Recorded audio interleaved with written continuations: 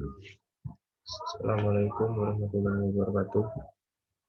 Saya Muhammad Hafiz Mustafa dari kelas Sipil 7B ingin menjelaskan mengenai pengembangan sistem mendukung keputusan penerimaan kontributor berita menggunakan metode multi-objective optimization on the basis ratio analysis atau MORA studi kasus TPRI Sumatera Selatan. Baiklah, yang pertama yaitu latar belakang. Permasalahan yang ada dalam proses penerimaan kontributor berita di TPRI Sumatera Selatan yaitu proses penerimaan calon kontributor berita cukup memakan waktu yang lama.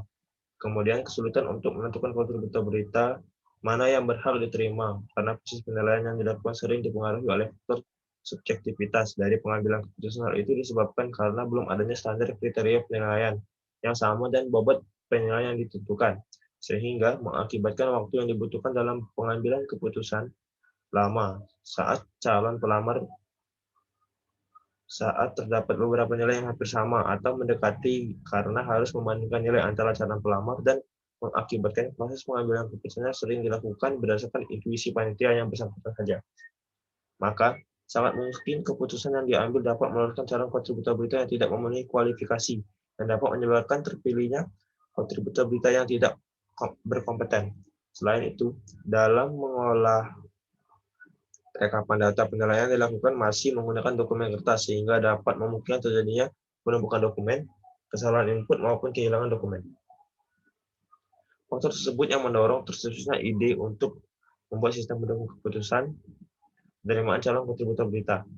Oleh karena itu, untuk menyelesaikan masalah tersebut, sistem mendukung keputusan berperan penting dalam penelitian ini untuk dapat dibangun sebuah sistem pengambilan keputusan terpadu yang dapat membantu memberikan solusi rekomendasi kontributor berita yang diharapkan sesuai dengan kebutuhan dan ketentuan kriteria yang ditetapkan oleh perusahaan. Dan diharapkan dengan adanya sistem ini, penilaian dalam menerima calon kontributor berita menjadi efektif, akurat, dan bersifat objektif sesuai kebutuhan dan tidak merugikan perusahaan.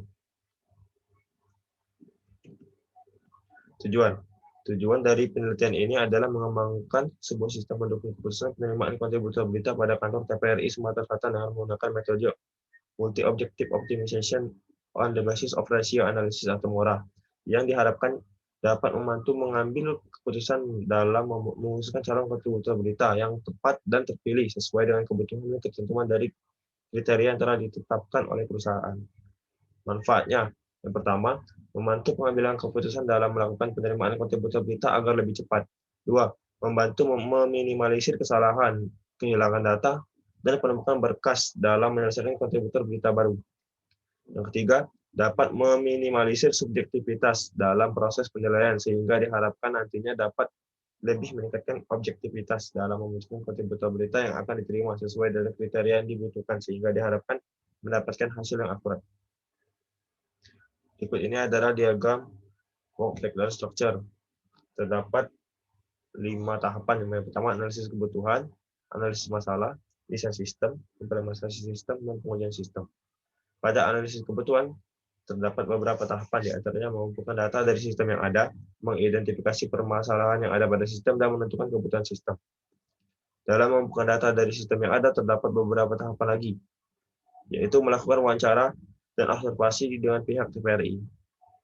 Pada melakukan wawancara, terdapat 4 tahapan, yaitu menyiapkan daftar pertanyaan, membuat janji dengan pihak yang terkait dengan sistem, melakukan wawancara, dan membuat hasil dokumen wawancara. Yang kedua, ada analisis masalah.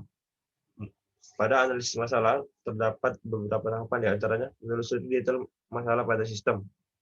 Pada menelusuri detail masalah pada sistem ini, terdapat mempelajari hasil investigasi awal dan menganalisa kebutuhan sistem, dan menentukan masalah pada sistem.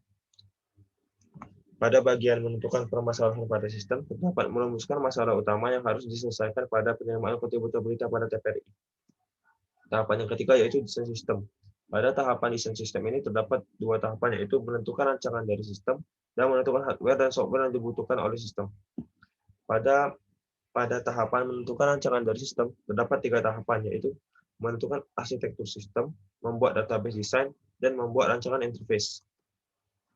Pada tahap yang keempat, yaitu implementasi sistem, terdapat 4 tahapan, yaitu membuat program sesuai dengan rancangan sistem, membuat database sesuai dengan desain, melakukan uji coba dengan semua program, dan membuat dokumentasi.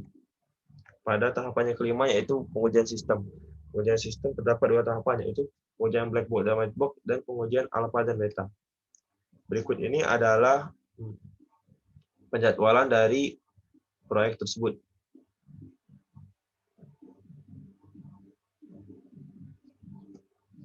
Dan berikutnya adalah estimasi anggaran. Pada estimasi anggaran ini, total anggaran yang dibutuhkan yaitu 4.130.000. Berikutnya ada perhitungan analisis biaya manfaat. Pada perhitungan analisis biaya manfaat ini, didapatkan total tak wujud pada tahun ke-1 6.500.000.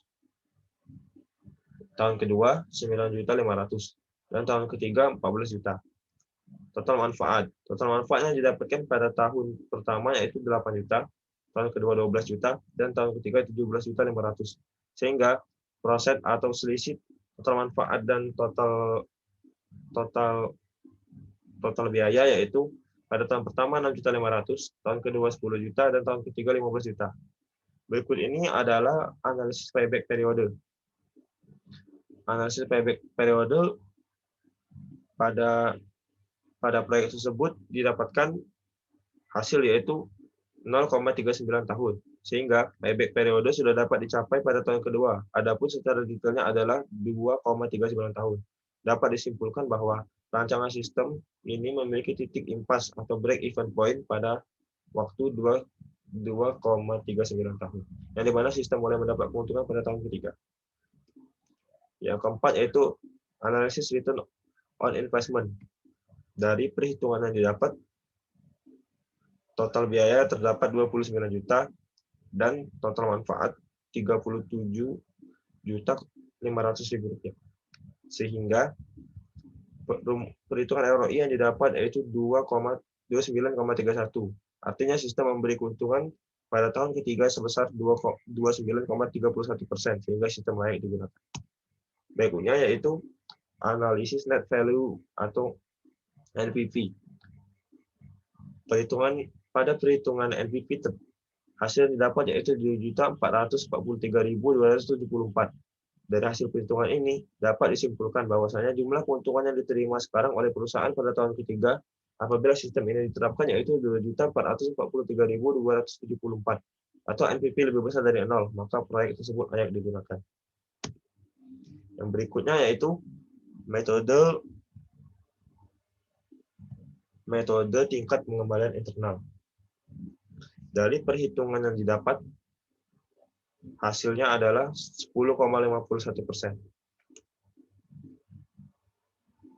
Metode tingkat pengembalian internalnya sama dengan 10,51%. Artinya, proyek ini akan menghasilkan keuntungan dengan tingkat bunga 10,51% per tahun. Apabila tingkat bunga pengembalian atau rate of return yang diinginkan 10% per tahun, maka IRR lebih dari 10, dengan kata lain proyek tersebut dapat diterima. Baiklah, sekian penjelasan dari saya. Lebih dan kurang saya mohon maaf. Terima kasih. Assalamualaikum warahmatullahi wabarakatuh.